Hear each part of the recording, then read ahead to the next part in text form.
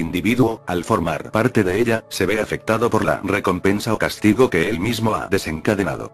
Cleve Baxter conectó una planta a un polígrafo, detector de mentiras, y obtuvo una reacción cada vez que pensaba en hacer daño a la planta. La planta captaba su pensamiento y mostraba una reacción en el aparato incluso antes de que se moviera para coger las cerillas y quemar la hoja o las tijeras para cortarla. Sin embargo, si no tenía realmente intención de hacer daño a la planta y solo lo pensaba para leer la reacción en el aparato, no había reacción. La planta parecía saber cuándo tenía intención de hacer daño y cuándo no. El motivo es la clave. No se puede engañar a la conciencia universal con pensamientos de cartón, piedra o con sentimientos falsos. El verdadero motivo oculto es lo que provoca y determina la recompensa o el castigo. Esto lo han entendido desde hace mucho predicadores y moralizadores.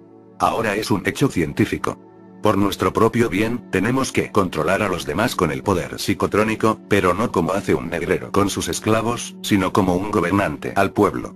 Lo que ocurre realmente dentro de la persona a quien se controla. Un hombre ve una viña. La cepa está cargada de racimos. Le tientan. Imagina su sabor. Siente su suculencia. Avanza, coge unas cuantas uvas y se las mete en la boca, una tras otra. Un niño toca un cacharro en la cocina. Retira la mano inmediatamente porque quema. En el caso de las uvas, el acto voluntario estuvo precedido por el pensamiento. En el caso del cacharro caliente, hubo un acto involuntario que no requería pensamiento. El hipnotizador puede crear un comportamiento deseado en un sujeto. Esta clase de control se hace automático.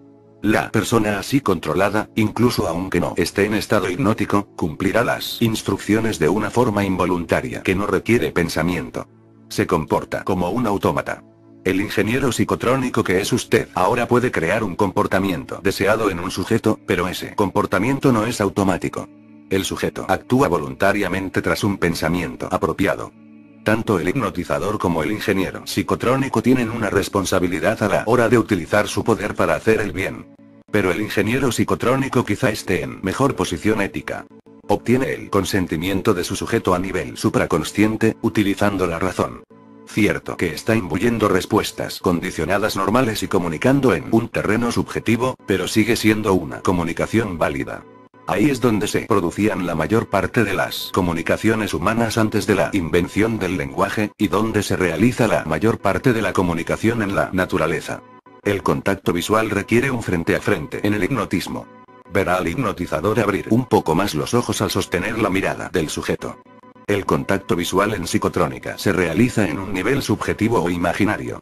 El hipnotizador utiliza los ojos para lograr una sumisión. El ingeniero psicotrónico utiliza los ojos para inducir el consentimiento en lo que podría describirse como actuación telepática. Si usted estuviera controlado por un hipnotizador no sabría por qué se quita los zapatos a medio día. Si hubiera una razón válida y en este caso se podría dar alguna, usted se los quitaría, sabiendo exactamente por qué lo hace, pero posiblemente lo que no sabría es cómo recibió la información. En cualquiera de los dos casos, el sujeto puede resistirse. En el caso del sujeto hipnotizado, el que no se quite los zapatos en público puede resultar algo terrible. En el caso del sujeto motivado a través del poder psicotrónico, también puede haber ciertos condicionamientos en contra de quitarse los zapatos delante de los demás. Entonces el sujeto buscará otra forma de llevar a cabo lo que usted quería que hiciera. En ambos casos, la resistencia podría causar malestar. Sidney L. era un alumno principiante en el instituto donde el autor daba un curso acelerado de hipnotismo. Era un buen sujeto y cooperó eficazmente en varias demostraciones. Sin embargo, en una sesión, para dar a la clase una sensación de lo que era una respuesta condicionada, les puse en un estado de ligero trance, alfa, y les di a cada uno una orden que tenían que cumplir cuando yo dijera la palabra Filadelfia. Terminé la sesión y empecé a hablar del viaje que me disponía a realizar. Visitaré Filadelfia. Al oír aquella palabra, cayeron al suelo zapatos, volaron libros, saltaron algunos estudiantes y se cumplieron las órdenes que había dado previamente, excepto Sidney L., a quien había ordenado que apagara las luces de la clase. Su resistencia fue un alivio porque quería que uno o dos estudiantes describieran sus sentimientos al resistirse. ¿Te sientes bien?, le pregunté a Sidney. En absoluto, repuso. ¿Te sentirías mejor si apagaras ahora las luces? Claro que no. Dejamos el tema. Al cabo de unos minutos tocó la campana, se acabó la clase y los estudiantes empezaron a salir. Un estudiante apagó las luces. ¿Sabe quién? Comparemos este caso con el de LMP. Había aprendido a utilizar su poder psicotrónico. Quería levantar una valla entre su propiedad y la de su vecino, Ralph S., pues la gente cruzaba por sus propiedades para atajar. Le parecía que Ralph tendría que compartir los gastos con ella. Realizó un plan de actuación y más tarde se fue a verlo para hablarle de lo de ir a medias en los gastos. Se negó en redondo. Dijo que no quería gastar ese dinero. Ellen repitió el plan de actuación varias veces a lo largo de la semana siguiente. Creo que tiene usted razón con lo de la valla, dijo.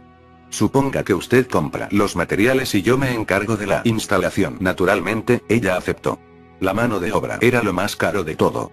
Su plan de actuación le estaba creando un problema a Ralph. Invirtió el resultado para resolver el problema. La resistencia en psicotrónica se debe con frecuencia al hecho de que se crean problemas. Hay que dar las órdenes de tal manera que las soluciones que ofrezcan no creen problemas secundarios. Utilización de células desencadenantes para obtener lo que se desea. Mr. Stone, ¿puede usted ayudarme?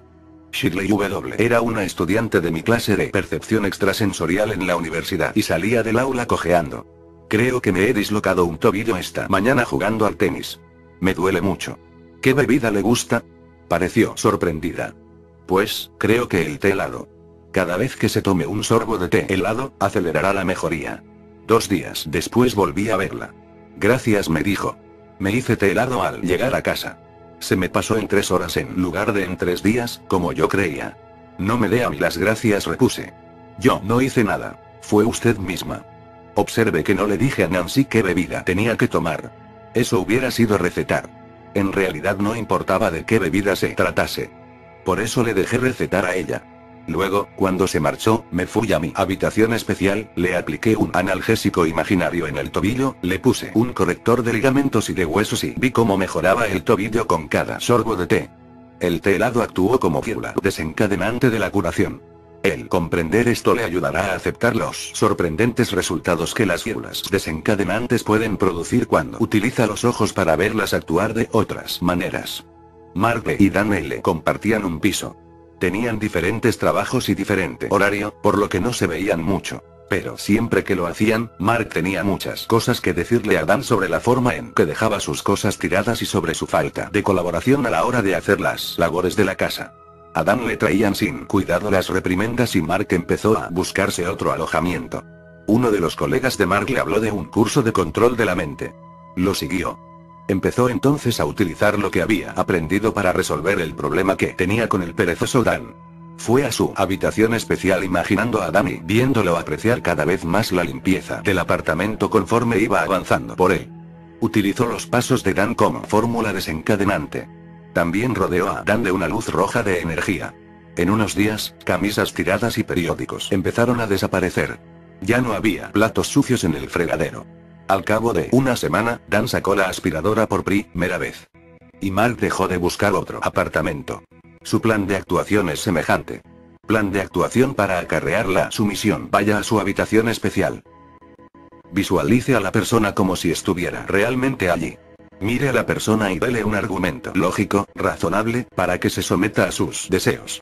Ve a empezar esa sumisión cuando se activa un motivo desencadenante, ver más abajo.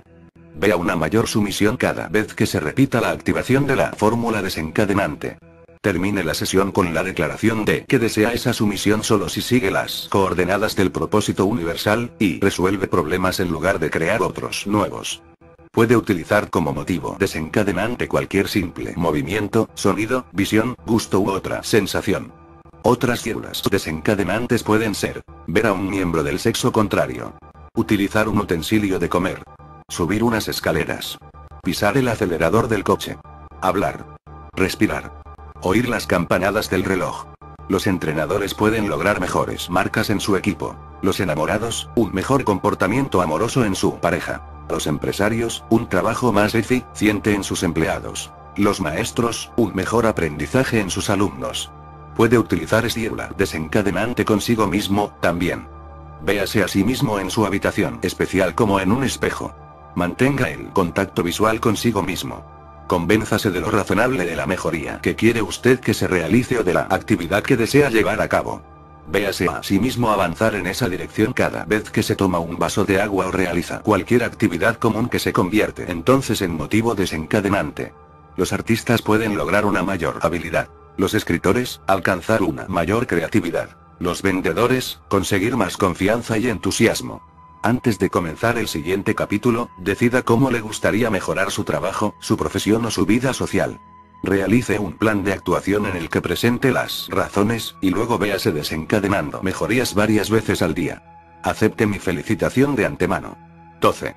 Cómo utilizar el poder psicotrónico para predecir el futuro, el suyo o el de los demás. En este capítulo aprenderá a utilizar la facultad de soñar para obtener respuestas sobre el futuro, y a tener representaciones mentales que usted sepa con seguridad que le predicen el futuro igual que si tuviera una bola de cristal interior. Y en este capítulo se revela el secreto último. Cómo utilizar la energía psicotrónica para cambiar acontecimientos desagradables que vea en su futuro. Si su conciencia forma parte de una más amplia conciencia que llamamos conciencia universal, ¿por qué no podemos obtener inteligencia en cualquier parte, en el pasado, en el presente o en el futuro? La respuesta es que podemos. Hablemos del futuro. ¿Habrá un terremoto? ¿Subirá la bolsa? ¿Encontraré el gran amor de mi vida? Usted puede responder a esas preguntas utilizando la energía psicotrónica. Tomemos la primera pregunta acerca de un posible terremoto. Los animales conocen la respuesta. En un zoo de California, cerca de San Andreas Fault, se está realizando un estudio sobre cómo cambia el comportamiento de los animales unos días antes de un temblor. Los animales poseen energía psicotrónica. Están relajados y se sumen en su nivel subjetivo o alfa de la mente con más frecuencia que nosotros. Perciben un malestar sin tener conciencia de lo que ocurre.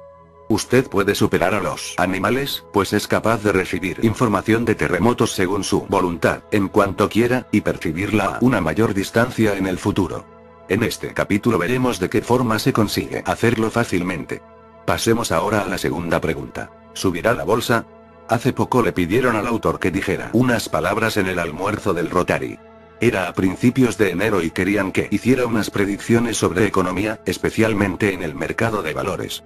No sé absolutamente nada de la bolsa, pero me resultaba fácil ver que ese mismo mes iba a subir bastante, que luego sufriría 3 retrocesos a lo largo del año, y mencioné los meses en que se producirían las bajas. ¿Subirá más que el nivel 1000 de Dow Jones?, preguntó un miembro del club. No repuse. Alcanzará esa cota unas cuantas veces, pero no la sobrepasará. Esas predicciones resultaron acertadas en un 100%. Las primeras veces que me ocurrió me sorprendió mucho. Me parecía que estaba adivinando, pero ¿cómo podían ser tan exactas meras suposiciones? En este capítulo les presentaremos el método de adivinar con certeza. Y ahora veamos la pregunta número 3, sobre el gran amor. Sí, en este capítulo veremos cómo determinar el momento en que lo encontrará en su vida. ¿Puede usted predecir con seguridad todas las materias que afecten a su supervivencia o a la supervivencia de otros? La supervivencia depende de fenómenos naturales, del dinero y del amor. El secreto que se oculta tras la predicción acertada. Si usted viviera en Hawái como yo, donde casi la mitad de la población es de ascendencia japonesa, desarrollaría un gran interés por conocer el Japón. Yo sentía aquel deseo y entonces empecé a visualizar qué ocurría. No tardé en recibir una invitación de una revista japonesa para que realizara unas predicciones sobre los asuntos financieros y políticos del Japón. Lo hice siguiendo las técnicas que se explican en este capítulo. Se publicaron las predicciones y resultaron exactas en un 85%. Aquello no hizo sino alimentar mis deseos de visitar Tokio, por lo que empecé a utilizar mi poder psicotrónico. Señalé con las manos hacia restaurantes japoneses, mis ojos observaron a los visitantes japoneses. Me vi a mí mismo en Tokio. Pocas semanas después recibí una invitación para visitar Tokio y hacer predicciones para 1976. Un canal de la televisión pagaba todos mis gastos. Durante las 2 horas del programa me probaron con toda clase de predicciones. Por ejemplo, trajeron al escenario a un joven. Díganos su futuro, me pidieron a través de un intérprete. Conecté con el generador psicotrónico universal e inmediatamente obtuve la información de que estaba a punto de emprender una nueva aventura, de que saldría de la isla, de que tendría éxito pero que no sería permanente. Mientras el intérprete traducía lo que había dicho yo, el hombre empezó a sonreír. Era un artista de cine japonés